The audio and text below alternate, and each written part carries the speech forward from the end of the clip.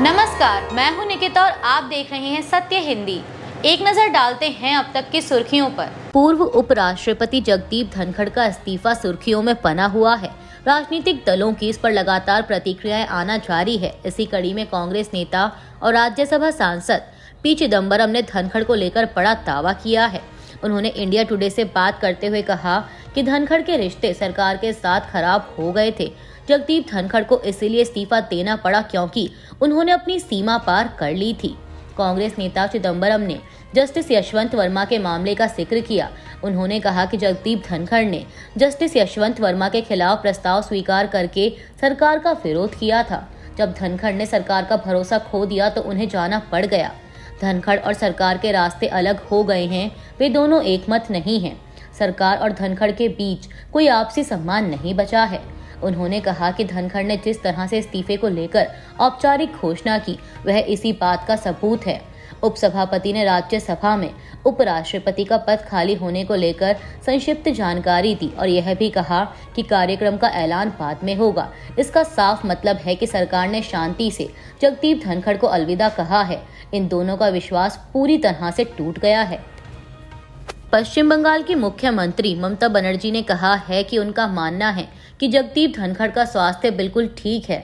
बनर्जी ने राज्य सचिवालय में कहा कि राजनीतिक दल यह तय नहीं कर सकते कि धनखड़ ने इस्तीफा क्यों दिया। इस मुद्दे पर मुझे कोई टिप्पणी नहीं करनी। मुझे लगता है कि उनका स्वास्थ्य बिल्कुल ठीक है।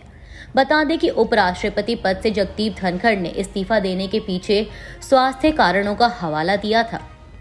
जगदीप धनखड़ के अचानक इस्तीफे के बाद देश के दूसरे सबसे बड़े संवैधानिक पद पर नई दौड़ शुरू हो चुकी है। राष्ट्रपति द्रौपदी मुर्मू ने उनका इस्तीफा स्वीकार कर लिया और प्रधानमंत्री मोदी ने उन्हें शुभकामनाएं दी।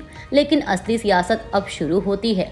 संविधान के अनुच्छेद 68 के अनुसार उपराष्ट्रपति का चुनाव 6 महीने के भीतर होना अनिवार्य है। उपराष्ट्रपति पद के लिए जिन नामों की चर्चा है उनमें सबसे ऊपर हरिवंश नारायण सिंह हैं। वे राज्यसभा के उपसभापति होने के साथ साथ जेडीयू से आते हैं और प्रधानमंत्री मोदी के विश्वसनीय माने जाते हैं। उनके पास राज्यसभा संचालन का अनुभव भी है।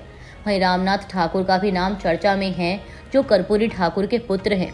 लेकिन हाल ही में उनके पिता को भारत रत्न मिल चुका है, जिससे संभावना कम हो जाती है कि भाजपा बार बार उसी परिवार को प्रमोट करे।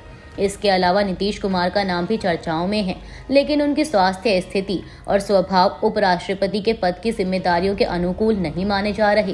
भाजपा की आंतरिक राजनीति में जेपी नड्डा, निर्मला सीतारमण, नितिन गडकरी, मनोज सिन्हा और वसुंधरा राजे जैसे नामों की भी चर्चा है, लेकिन इनमें से कोई भी नाम ऐसा नहीं दिखता जो सभी राजनीतिक समीकरणों को संतुलित कर सके। वहीं जेपी नड्डा का कार्यकाल मार्च 2025 में समाप्त हो रहा है और उनकी शाह और मोदी से निकटता उन्हें एक मजबूत दावेदार बनाती है। संयुक्त राष्ट्र में भारत के स्थायी प्रतिनिधि पर्वतनेनी हरीश ने पहलगाम हमले का जिक्र किया है। पर्वतनेनी हरीश ने संयुक्त राष्ट्र सुरक्षा परिषद में कहा कि सीमा पर आतंकवाद को बढ़ावा देकर अच्छे पड़ोसी और अंतर्राष्ट्रीय संबंधों की भावना का उल्लंघन करने वाले देशों को इसकी गंभीर कीमत चुकानी होगी। उन्होंने बताया कि हमने पहलगाम हमले के बाद ऑपरेशन सिंदूर शुरू किया। पाकिस्तान और पाकिस्तान अधिकृत कश्मीर में आतंकी कैंपों को निशाना बनाया। पर्वतनेनी हरीश ने कहा कि भारतीय उपमहाद्वीप में एक और भारत का परिपक्व लोकतंत्र, उभरती अर्थव्यवस्था और समावेशी समाज है। वहीं दूसरी ओर कट्टरता और आतंकवाद में डूबा पाकिस्तान है, जो IMF के कर्ज पर चल रहा है।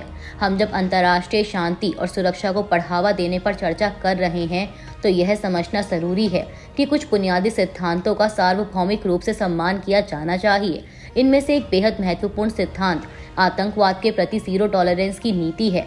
उन्होंने कहा कि परिषद के सदस्य यानी पाकिस्तान के लिए यह उचित नहीं है कि वह ऐसे कार्यों में लिप्त होकर उपदेश दे जो अंतर्राष्ट्रीय समुदाय को अस्वीकार्य हैं। यौन उत्पीड़न केस के आरोपी विकास पराला को हरियाणा का AAG यानी असिस्टेंट एडवोकेट जनरल बनाया गया है। विकास भाजपा के राज्यसभा सांसद सुभाष पराला का बेटा है। उस पर साल 2017 में एक IAS अधिकारी की बेटी का पीछा करने और अपहरण करने की कोशिश के आरोप हैं, जिनके चलते वह जेल भी जा चुका है और जमानत पर बाहर है। फिलहाल यह मामला चंडीगढ़ की अदालत में लंबित है। 18 जुलाई को जारी नोटिफिकेशन के अनुसार विकास का नाम 97 नई नियुक्तियों में शामिल है और केस के समय वह कानून का छात्र था। और दिसंबर 2017 में हाई कोर्ट ने उसे कुरुक्षेत्र यूनिवर्सिटी में होने वाली परीक्षा में शामिल होने की अनुमति दे दी थी। बता दें कि 5 अगस्त 2017 को विकास और उसके दोस्त आशीष कुमार के खिलाफ आईपीसी की धाराओं के तहत केस दर्ज किया गया था। साथ ही उस पर नशे की हालत में वाहन चलाने के भी आरोप थे। तब हरियाणा कैडर के आईएएस अधिकारी वीएस कुंडू की बेटी वर्णिका कुंडू ने केस दर्ज कराया था। उन्होंने आरोप लगाए थे कि विकास और आशीष ने चंडीगढ़ में देर रात उनका पीछा किया और जबरन उनकी गाड़ी में घुस गए। वर्णिका की शिकायत के आधार पर एफआईआर दर्ज की गई और विकास और आशीष को 9 अगस्त 2017 में गिरफ्तार किया गया। जनवरी 2018 में जमानत मिलने तक विकास चंडीगढ़ की मॉडल जेल में रहा। खास बात यह है कि इस केस की सुनवाई अभी तक जारी है और अगली तारीख 2 अगस्त 2025 तय की गई है। कथित वारदात के समय विकास के पिता सुभाष पराला हरियाणा भाजपा के अध्यक्ष थे। भाजपा के राज्यसभा सांसद सुभाष पराला के बेटे की नियुक्ति पर इंडियन एक्सप्रेस से बात करते हुए वर्णिका के पिता वीएस कुंडू ने कहा कि इस पर मेरा या मेरी बेटी का टिप्पणी करना नहीं बनता। यह सरकार को देखना है कि किस तरह के लोगों की नियुक्ति की जा रही है और किसकी नहीं। केस अब भी चल रहा है जो कि दुर्भाग्यपूर्ण है। हमने न्यायपालिका में पूरे भरोसे के साथ शुरुआत की थी, लेकिन 7 साल हो गए हैं और बचाव पक्ष की गवाही शुरू नहीं हुई है। बता दें कि वीएस कुंडू दिसंबर 2022 में रिटायर हो गए हैं और उन्हें राज्य के राजस्व आयोग का अध्यक्ष बनाया गया है। अमेरिका के राष्ट्रपति डोनाल्ड ट्रंप ने घोषणा की है कि अमेरिका और जापान एक बड़े व्यापार समझौते पर सहमत हुए हैं। जापान अमेरिका के सबसे बड़े व्यापारिक साझेदारों में से एक है। डोनाल्ड ट्रंप ने सोशल मीडिया पर एक पोस्ट में बताया कि प्रस्तावित समझौते के तहत जापान अमेरिका में 550 अरब डॉलर का निवेश करेगा और 15% रेसिप्रोकल टैरिफ देगा। उन्होंने बताया कि जापान अपनी अर्थव्यवस्था को अमेरिकी सामान के लिए खोलेगा। इनमें कार, ट्रक, चावल और कुछ कृषि उत्पाद शामिल हैं। डोनाल्ड ट्रंप ने व्हाइट हाउस में मंगलवार को कहा कि मैंने इतिहास के सबसे बड़े व्यापार समझौते पर हस्ताक्षर किए हैं। यह शायद जापान के साथ सबसे बड़ा समझौता है। आपको बता दें कि हाल ही में ट्रंप ने चेतावनी दी थी कि अगर 1 अगस्त से पहले जापान के साथ समझौता नहीं होता तो उस पर 25% टैरिफ लगाया जाएगा। अमेरिका के राष्ट्रपति डोनाल्ड ट्रंप द्वारा अमेरिकी जापान व्यापार समझौते की घोषणा के बाद जापान के निकेई 225 इंडेक्स में शुरुआती कारोबार के दौरान 2.5% से अधिक की बढ़त दर्ज की गई। टोयोटा, निसान और होंडा जैसी प्रमुख कार कंपनियों के शेयरों में भी उछाल देखने को मिला। जापान के मीडिया संस्थान NHK की रिपोर्ट के अनुसार समझौते के तहत जापानी कार निर्माताओं पर अमेरिका में लगने वाले मौजूदा टैरिफ में कटौती की जाएगी। इसकी पुष्टि करते हुए जापान के प्रधानमंत्री शिगेरू इशिबा ने कहा कि अब जापानी कार कंपनियों को अमेरिका में निर्यात पर 15% टैरिफ देना होगा, जो कि पहले 25% था। बिहार में चल रहे स्पेशल इंटेंसिव रिवीजन यानी SIR अभियान को लेकर भारतीय चुनाव आयोग ने अपना लिखित बयान जारी किया है।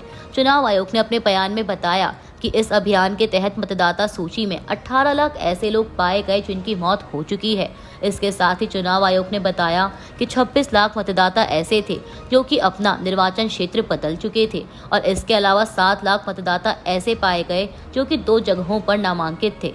चुनाव आयोग के मुताबिक 22 जुलाई तक आयोग ने 90.67% मतदाताओं का गणना प्रपत्र जमा कर लिया है। अब तक आयोग 97.30% मतदाताओं से संपर्क भी कर चुका है। इसमें 2.36% मतदाता मृत पाए गए, 3.29% स्थायी रूप से बिहार से बाहर चले गए और 0.95% ऐसे हैं जिनके नाम एक से ज्यादा जगह दर्ज हैं। इसमें से 0.01% मतदाता ऐसे भी हैं जिनकी कोई जानकारी सामने नहीं आई है, यानी कुल 2.70% मतदाताओं के नाम वोटर लिस्ट से हटेंगे, जो कि 21,35,228 हैं। भारत के विदेश सचिव विक्रम मिस्री ने कहा है कि भारत के लोगों के लिए ऊर्जा सुरक्षा सुनिश्चित करना सरकार की सर्वोच्च प्राथमिकता है। उन्होंने यह टिप्पणी उस वक्त की जब यूरोपीय संघ ने गुजरात स्थित वाडिनार रिफाइनरी पर प्रतिबंध लगाने की घोषणा की है। यह रिफाइनरी नायरा एनर्जी लिमिटेड के स्वामित्व में है। यूरोपीय संघ ने हाल ही में रूस के ऊर्जा क्षेत्र को निशाना बनाते हुए नए प्रतिबंधों की श्रृंखला जारी की थी, जिसमें भारत की यह रिफाइनरी भी शामिल हो गई। विक्रम मिस्री ने कहा कि जहां तक ऊर्जा सुरक्षा का सवाल है, भारत के लोगों को यह सुनिश्चित कराना सरकार की सर्वोच्च प्राथमिकता है। इस संबंध में जो भी जरूरी कदम होंगे हम उठाएंगे। उन्होंने कहा कि ऊर्जा संबंधी मुद्दों पर दोहरे मापदंड नहीं अपनाना महत्वपूर्ण है। हम पहले भी कह चुके हैं कि ऊर्जा मामलों में दोहरा मापदंड नहीं अपनाया जाना चाहिए। वैश्विक ऊर्जा बाजार की वास्तविक स्थिति को स्पष्ट नजरिए से समझना जरूरी है कि आपूर्तिकर्ता कहाँ स्थित है और ऊर्जा कहाँ से आ रही है। विक्रम मिस्त्री ने आगे कहा कि किस समय ऊर्जा की जरूरत है। मुझे लगता है कि इन बातों को पर्याप्त रूप से समझा नहीं गया है। अभी के लिए इतना ही। बाकी की देश दुनिया की बड़ी खबरों के लिए जुड़े रहिए सत्य हिंदी के साथ। Copyright disclaimer under Section 107 of the Copyright Act 1976. Allowance is made for fair use for purposes such as criticism, comment, news reporting, scholarship, and research. Fair use is a use permitted by copyright statute that might otherwise be infringing.